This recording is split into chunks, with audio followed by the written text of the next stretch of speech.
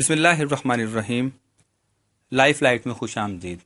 پاک فضائیہ انتہائی محدود وسائل اور مختصر ترین بجٹ کے باوجود کارکردگی اور مہارت میں دنیا کی بہترین فضائی فوج ہے۔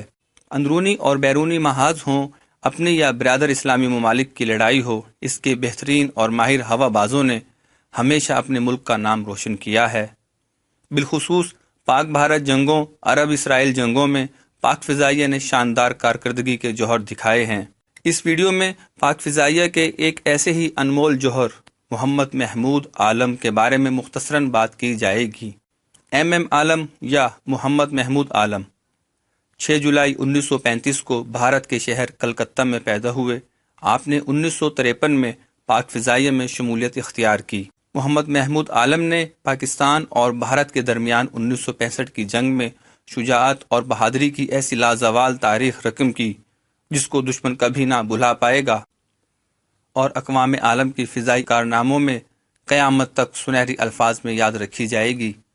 اپنی ہوا بازی کے کارناموں سے اسکواڈرن لیڈر ایم عالم نے دشمنوں کو ناکوں چنے چبوا دیے اور ازلی دشمن بھارت کے 5 جنگی طیاروں کو 1 منٹ سے بھی کم وقت میں زمین کی خاک چٹا دی۔ ان کا یہ کارنامہ پاک فضائیہ کی تاریخ میں ایک سنہرا باب ہے جسے ایک معجزہ تصور کیا جاتا ہے۔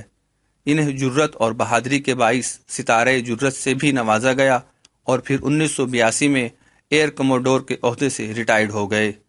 قوم کے یہ ہیرو 18 مارچ 2013 کو طویل علالت کے بعد 78 برس کی عمر میں اس دنیا سے رخصت ہو گئے۔